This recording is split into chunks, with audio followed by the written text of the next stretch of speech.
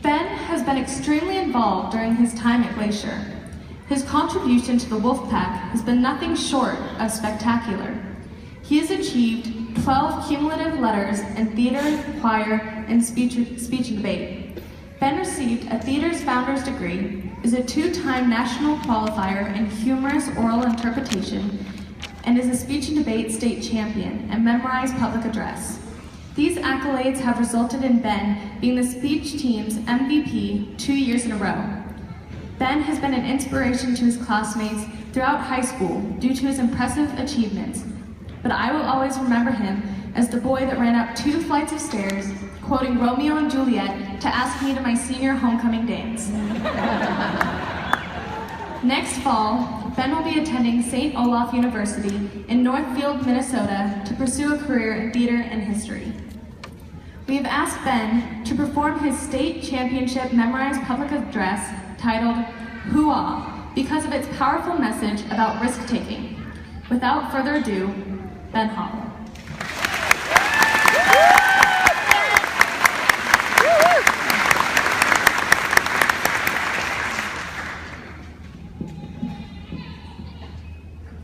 We live in a world that thrives on the idea of taking risks. Now, these risks are almost essential to life and can give way to huge rewards. In fact, if no one had ever taken a risk, none of you would be sitting here in this gymnasium ready to receive your diplomas.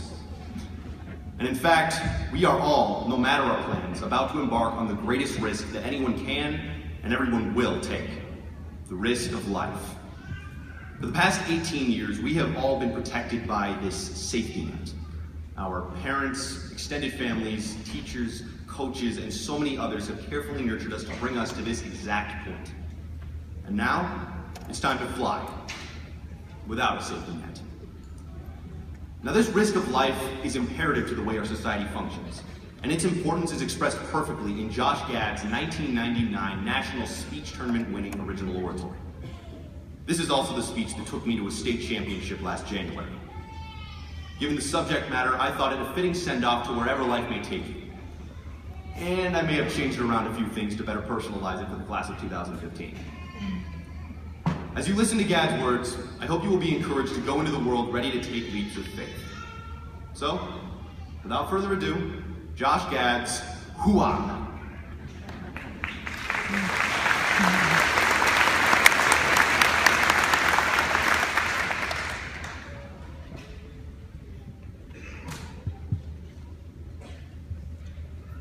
When thou seest my mockery, thou shalt not be too pleased with me.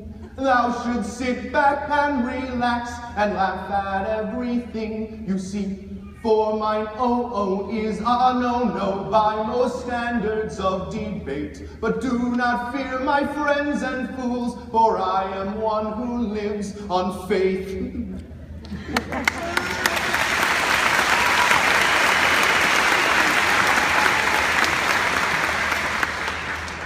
From the moment of my birth, I've been taking chances. The doctor delivering me pulled out a very sharp object, attempting to cut off a piece of my childhood, so I peed on him.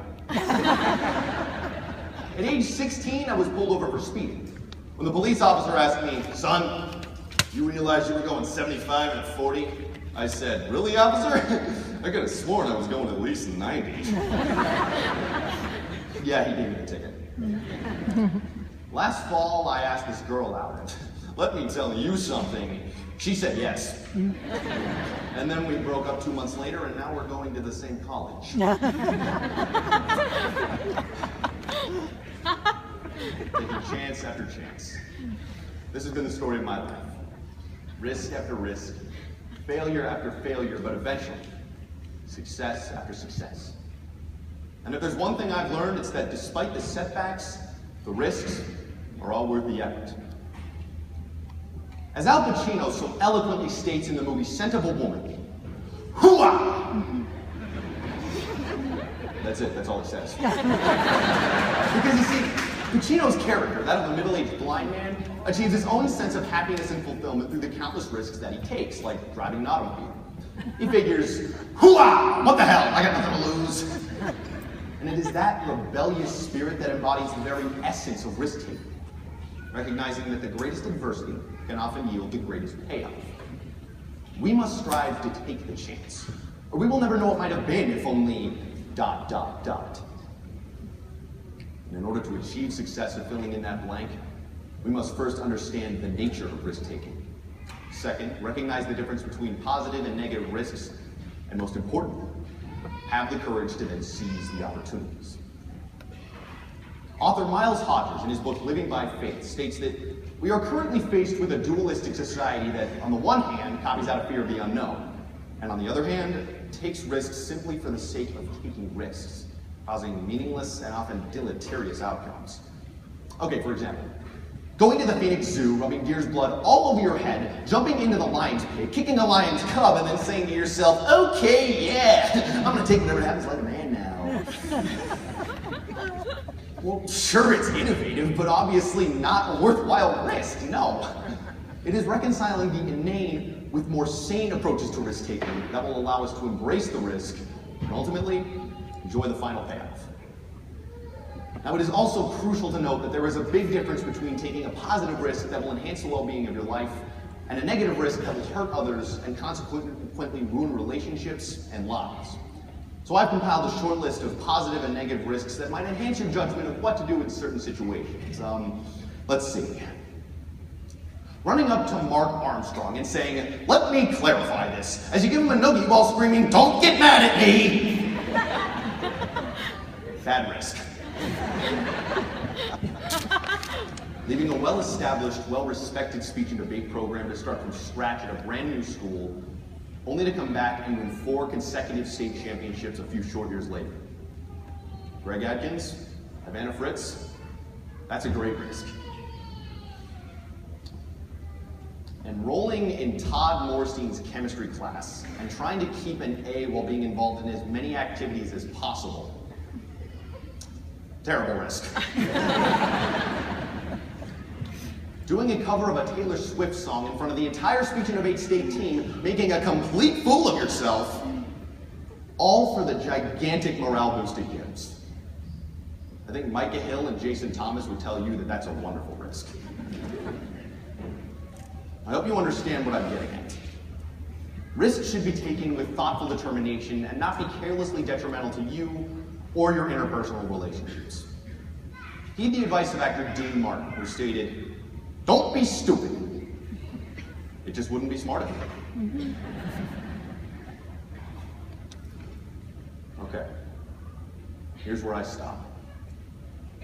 Here's where I say, who ought you? No more gimmicks, no more fancy articles, just me. You want a solution? Well, in this case, as trite as it may sound, you are the solution. Each of us must make a decision to take a chance. You have to be willing to say to yourself that yes, you can take a risk if it will better your life. Because remember, the solution to risk-taking is not in our taking the risk, it's in the opportunities that lie beyond.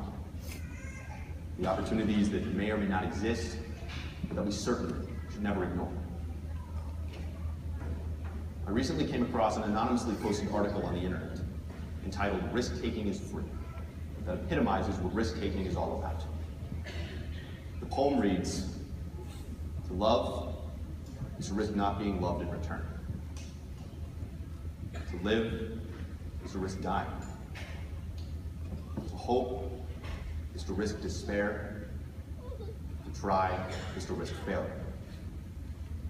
But the risk must be taken, because the greatest hazard in life is to risk nothing. He who risks nothing, does nothing, has nothing, is nothing. So with those words in mind, I say to you, now that you have heard my speech, I hope to others you will teach to take a risk without regret, to laugh at fear with pride, not fret. If there's something you might believe in, don't go on dreaming, just take hold. And when you do, my friends, you'll find that risks might bring rewards in time. Hooah!